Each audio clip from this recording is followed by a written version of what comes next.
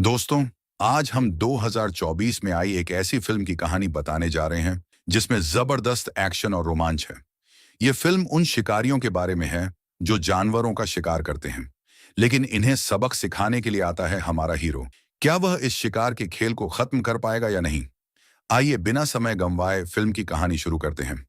कहानी की शुरुआत रूस की एक जेल वैन से होती है। यह वैन ईंधन भरवाने के लिए एक गैस स्टेशन पर रुकती है। इसी दौरान कुछ कैदियों को वॉशरूम जाने की इजाजत मिलती है, लेकिन जब अफसर गिनती करते हैं तो एक कैदी कम दिखता है। जब वे उसे तलाशते हैं तो वह वॉशरूम के पीछे छिपा मिलता है। यही हमारा मुख्य किरदार है, जिसका नाम क्रेवन है। इसके बाद सभी कैदियों को जेल में वापस ले जाया जाता है और उनके सेल में भेज दिया जाता है। अगले दिन जब क्रेवन एक्सरसाइज कर रहा होता है तो कुछ कैदी उसे परेशान करने लगते हैं, लेकिन क्रेवन अपनी ताकत दिखाकर उन्हें सबक सिखा देता है। इस मारपीट की वजह से उसे जेल के टेरिटरी मैनेजर के सामने पेश किया जाता है, जिसका नाम साइमन था। साइमन क्रेवन से कहता है, यह जेल तुझे जरूर सुधार देगी। लेकिन तभी क्रेवन की नजर जमीन पर पड़े शेर के कटे हुए सिर पर जाती है। इस शेर को मारकर उसकी खाल से कालीन बना दिया गया था। यह देखकर क्रेवन गुस्से में साइमन से कहता है, बेजुबान जानवरों का शिकार करना तुझे शोभा नहीं देता। कहीं कोई शिकारी तुझ पर हमला न कर दे। यह सुनकर साइमन भी गुस्से से भर जाता है। इससे पहले कि वह कुछ कर पाता, क्रेवन शेर के दांत से ही उस पर हमला कर देता है और उसे मार डालता है। फिर बड़ी फुर्ती से वह ऑफिसर्स से बचते हुए छत पर पहुंच जाता है। न तो कोई गोली उसे घायल कर पाती है और न ही कोई जवान उसे रोक पाता है। तेजी से क्रेवन जेल की दीवार पार कर वहां से भाग निकलता है। उसका एक दोस्त उसकी मदद के लिए हवाई जहाज लेकर आता है और क्रेवन पुलिस की कैद से आजाद हो जाता है। यहां एक बड़ा खुलासा होता है। क्रेवन असल में जेल में कैदी बनकर आया था, क्योंकि उसका असली मकसद साइमन को मारना था और अब वह अपना काम पूरा कर चुका था। इसके बाद कहानी पास्ट में चली जाती है। 12 साल पहले हम देखते हैं क्रेवन और उसके छोटे भाई डिमिट्री को निकोलाई अपने बच्चों को स्कूल से लेने आते हैं और उन्हें सीधे लंदन से न्यूयॉर्क ले जाने लगते हैं। रास्ते में निकोलाई अपने बच्चों को बताते हैं कि उनकी मां अब इस दुनिया में नहीं रही। दरअसल क्रेवन की मां की मानसिक स्थिति काफी समय से ठीक नहीं थी और फिर उनकी मौत हो गई। यह सुनकर क्रेवन अपने पिता से कहता है कि अगर आप अपने बिजनेस से ज्यादा परिवार पर ध्यान देते तो यह सब नहीं होता।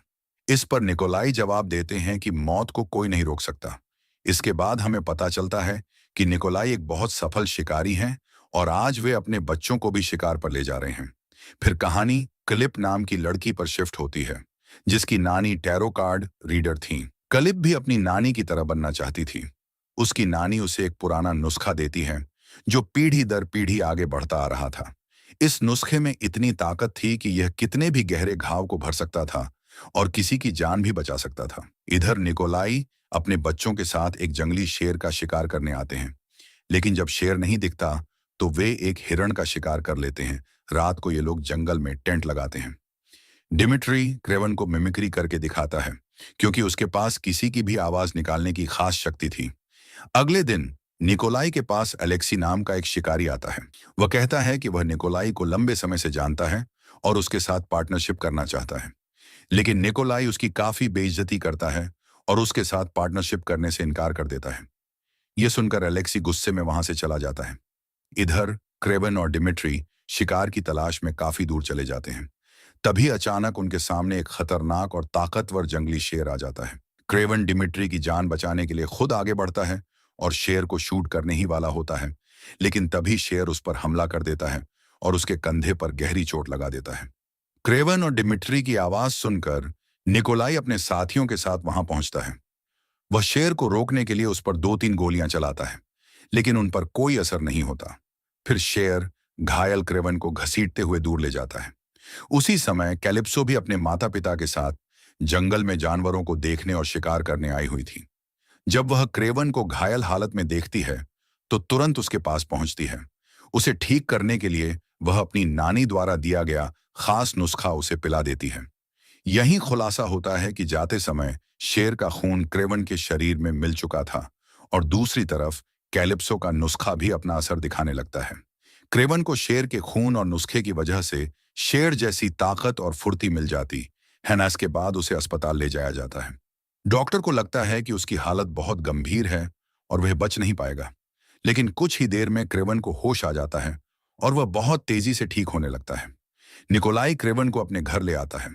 वहां दीवार पर उसी शेर का सिर लगा होता है जिसने क्रेवन को घायल किया था। निकोलाई क्रेवन से कहता है कि उसे पढ़ाई छोड़कर उसके शिकार के काम को संभालना चाहिए, क्योंकि यही उसकी जिम्मेदारी है। लेकिन क्रेवन को जानवरों को मारना पसंद नहीं था, इसलिए वह घर छोड़ने का फैसला करता है।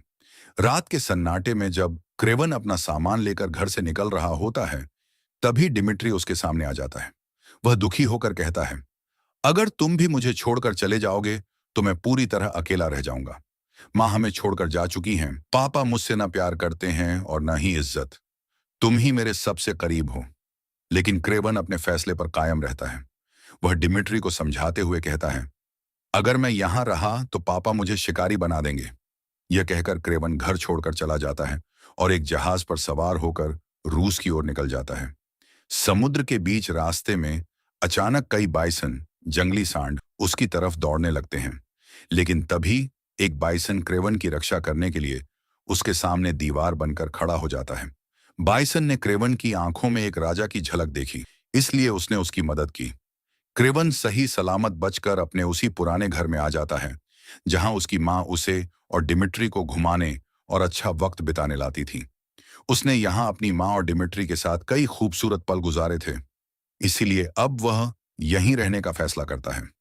रात में जब क्रेवन को भूख लगती है तो वह शिकार के लिए निकल पड़ता है। यहीं पर उसकी असली ताकत दिखती है। वह बिल्कुल शेर की तरह भाग रहा था, छलांग लगा रहा था और फुर्ती से हरकत कर रहा था। यह सब शेर के खून और उस नुस्खे की वजह से हुआ था। इसी दौरान क्रेवन को गोली चलने की आवाज सुनाई देती है।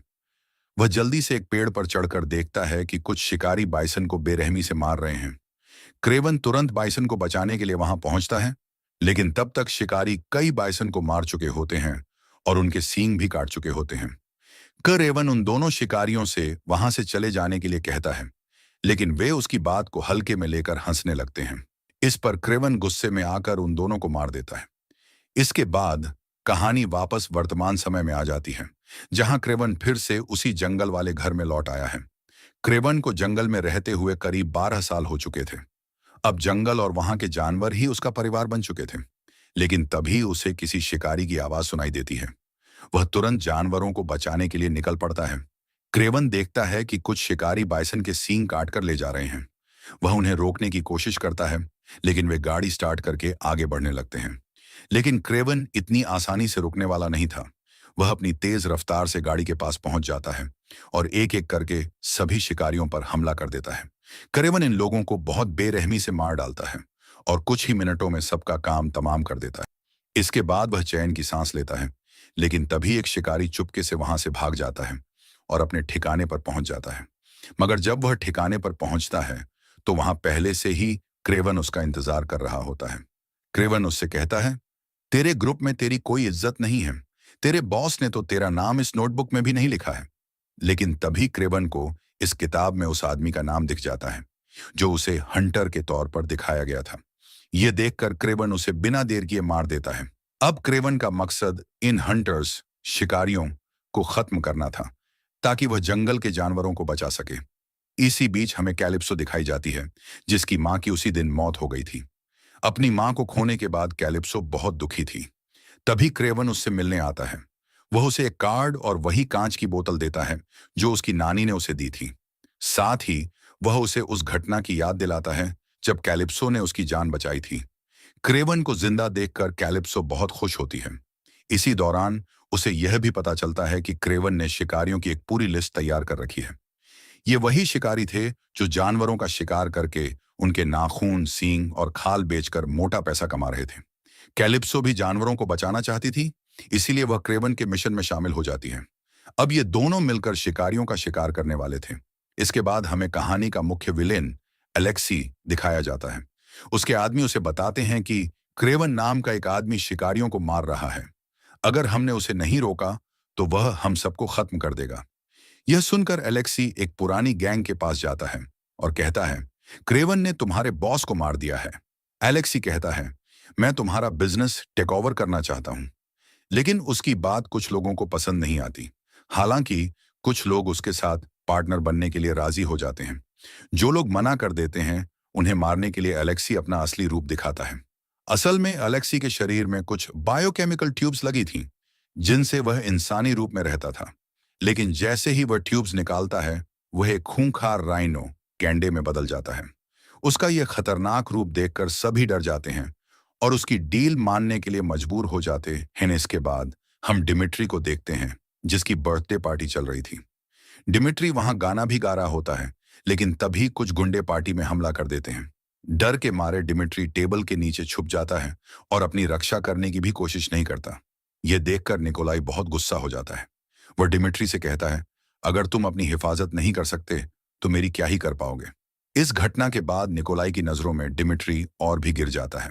दूसरी तरफ हमें रूस की एक जेल दिखाई जाती है, जहां क्रेवन ने पहले साइमन नाम के आदमी को मारा था। इसी जेल में अब एक नया गुंडा आता है, जिसकी हिप्नोटाइज करने की शक्ति थी।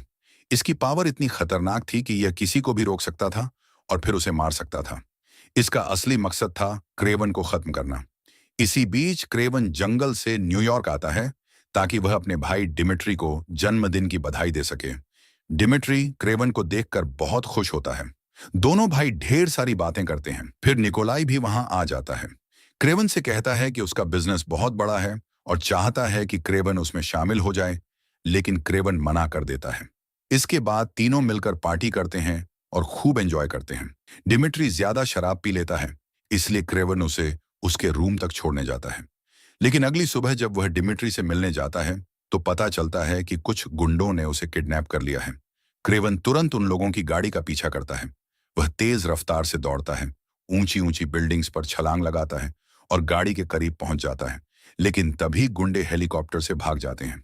इसके बाद क्रेवन मदद के लिए कैलिप्सो के पास जाता है और बताता है कि किडनैपर तुर्किश सिगरेट पी रहा था, जिससे पता चलता है कि वह तुर्की का था। कैलिप्सो मदद करने के लिए तैयार हो जाती है। फिर क्रेवन अपने डैड निकोलाई के पास जाता है और बताता है कि डिमिट्री को छोड़ने के लिए किडनैपर्स $20 मिलियन मांग रहे हैं। वह अपने डैड से पैसे देने को कहता है, लेकिन निकोलाई मना कर देता है। उसका मानना था कि अगर उसने पैसे दे दिए तो वह दुश्मनों की नजर में कमजोर पड़ जाएगा। हालांकि किडनैपर्स ने निकोलाई को डराने के लिए डिमिट्री की एक उंगली भी भेज दी थी, लेकिन फिर भी निकोलाई पैसे देने से इनकार कर देता है। इस पर क्रेवन गुस्से में वहां से चला जाता है। क्रेवन कैलिप्सो के साथ मिलकर एक आदमी के पास जाता है, जो उस तुर्की आदमी की लोकेशन जानता था। बिना देर किए क्रेवन वहां पहुंचता है और एक एक करके कई लोगों को मार देता है। काफी लड़ाई के बाद उसे वह तुर्की आदमी मिल ही जाता है। क्रेवन उससे पूछता है, मेरा भाई कहाँ है? तो वह आदमी बताता है कि डिमिट्री अलेक्सी के पास है। अगर तुम उसे जल्दी नहीं बचाओ तो अलेक्सी उसे मार डालेगा। इसके बाद हम अलेक्सी को देखते हैं, जो डिमिट्री से बहुत नरमी से बात करता है। अलेक्सी कहता है, मैं जानता हूं कि तुम्हारे पिताजी तुम्हारी इज्जत नहीं करते। वैसे भी मैं तुम्हारे पिताजी और भाई को मारने वाला हूं। इससे बेहतर है कि तुम मेरे साथ हो जाओ। मैं तुम्हें एक ऐसी ताकत दूंगा जिसकी तुम्हें हमेशा से चाहत रही है। पावर का नाम सुनकर डिमिट्री शांत हो जाता है। वहीं दूसरी ओर क्रेवन अलेक्सी को मारने की पूरी तैयारी करता है। कैलिप्सो उसके साथ होती है और एक बटन दबाने पर क्रेवन के सामने कई खतरनाक हथियार आ जाते हैं, जिन्हें उसने खुद बनाया था। कैलिप्सो इन हथियारों को देखकर हैरान हो जाती है और फिर एक धनुष बाण देखकर कहती है, इसे तो मैं भी आसानी से चला सकती हूँ। ये सुनकर क्रेवन हंसते हुए कहता है, जब जंग हो तो तुम साइड में रहना, क्योंकि तुम्हारे बस का नहीं है उनसे लड़ना। इसी दौरान डिमिट्री अलेक्सी से पूछने पर क्रेवन की सीक्रेट लोकेशन बता देता है। इसके बाद अलेक्सी अपने आदमियों के साथ क्रेवन को मारने के लिए निकल पड़ता है। कुछ ही समय बाद ये लोग क्रेवन पर हमला कर देते हैं। इनकी संख्या ज्यादा थी, जबकि क्रेवन अकेला था, लेकिन फिर भी वह डट कर उनका सामना करता है। क्रेवन के लिए जंगल ही उसका घर था और जानवर उसके दोस्त थे। जब क्रेवन अपने दुश्मनों को सबक सिखा रहा है, तो कुछ जानवर उसकी मदद करते हैं और दुश्मनों को भी सिखाते हैं। लेकिन फिर आता है क्रिस्टोफर का नंबर, जिसके पास हिप्नोटाइज करने की ताकत थी। वह क्रेवन पर भारी पड़ता है और उसे बुरी तरह से मारने लगता है। क्रेवन की जान जाने वाली थी, लेकिन तभी कैलिप्सो आ जाती है और एक तीर क्रिस्टोफर के सिर में मार देती है। इसके बाद हम एलेक्सी को देखते हैं, जिसे अभी भी लगता है कि इसके आदमियों ने क्रेवन को मार डाला है। ये खुश होकर जश्न मनाता है, लेकिन इसका जश्न जल्दी ही मातम में बदल जाता है जब वह देखता है कि बायंस का एक झुंड भागता हुआ उनकी गाड़ियों की तरफ आ रहा है। ये भैंसें गाड़ियों को जोरदार टक्कर मारती हैं, लेकिन एलेक्सी इस टक्कर से पहले ही अपनी ट्यूब्स निकालकर एक गेंडे राइनो में बदल जाता है। इसी बीच क्रेवन भी वहां आ जाता है और फिर असली जंग शुरू होती है। क्रेवन अलेक्सी को मारने के लिए अपने कई हथियार और शक्तियों का इस्तेमाल करता है, लेकिन कोई फायदा नहीं होता। अलेक्सी की मोटी चमड़ी और गेंडे जैसी ताकत के सामने क्रेवन के हथियार बेकार नजर आते हैं। फिर भी क्रेवन हार नहीं मानता और किसी भी तरीके से अलेक्सी को मारने की कोशिश करता है। लेकिन अलेक्सी हार मानने को तैयार नहीं था और अब क्रेवन भी अलेक्सी की ताकत के सामने कमजोर पड़ने लगता है।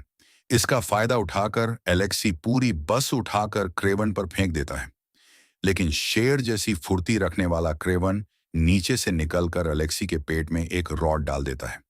ये पेट की वही जगह थी जहां अलेक्सी अपनी ट्यूब्स इंसर्ट करता था, इसीलिए उसकी ताकत कुछ कम हो जाती है, लेकिन वह पूरी तरह से कमजोर नहीं पड़ता। इसे खत्म करने के लिए क्रेवन अपने दोस्तों यानी भैंसों को वापस बुला लेता है। भैंसें आकर अलेक्सी को जोरदार टक्कर मारती हैं और उसे बहुत ज्यादा चोट पहुंचाती हैं। इसके बाद भैंसें अलेक्सी की हड्डियां चूर चूर कर देती हैं। मरते वक्त एलेक्सी क्रेवन से कहता है, तुम नहीं जानते कि इस पूरे खेल का मास्टरमाइंड कौन है। फिर हम डिमिट्री को देखते हैं, जो हाथ में गन पकड़े हुए होता है। डिमिट्री अब एलेक्सी को शूट करने का फैसला करता, लेकिन क्रेवन इसे रोक देता है क्योंकि उसे लगता है कि एलेक्सी कुछ ही देर में अपनी सांसें खो देगा। उसकी हालत बहुत नाजुक थी। इसके बाद क्रेवन अपने आखिरी शिकार के पास पहुंचता है, जो कि उसके पिता निकोलाई होते हैं। क्रेवन निकोलाई से कहता है, मैंने सभी बर्थडे शिकारियों को उनकी सजा दे दी, बस अब आप ही बचे हैं। मैं आपको मार सकता था, लेकिन पिता होने के नाते मैंने आपको नहीं मारा। निकोलाई कहता है, मैं मरते दम तक शिकार नहीं छोड़ूंगा, तुम मुझे मार सकते हो। क्रेवन अपने पिता को अपने हाथों से मारना नहीं चाहता था, इसलिए वह एक भालू को छोड़ देता है, जो निकोलाई को बेरहमी से मार डालता है। इसके बाद कहानी 1 साल आगे दिखती है, जहां सब कुछ ठीक हो चुका था। शिकारियों का खेल खत्म हो चुका था और जंगल के सभी जानवर सुरक्षित थे। फिर हम डिमिट्री की बर्थडे पार्टी में आते हैं, जहां क्रेवन भी उससे मिलने आता है और इसी के साथ ये मूवी खत्म हो जाती है। तो दोस्तों, कैसी लगी आपको यह धमाकेदार मूवी? कृपया कमेंट सेक्शन में लिखकर बताइए। अगर वीडियो पसंद आई हो तो इसे लाइक करें और अपने दोस्तों के साथ शेयर करें। साथ ही अगर आप हमारे चैनल पर नए हैं तो इसे सब्सक्राइब करना ना भूलें, ताकि आपको ऐसी ही नॉलेज वाली वीडियोस मिलती रहें। मिलते हैं अगली वीडियो में, तब तक के लिए बाय बाय और टेक केयर।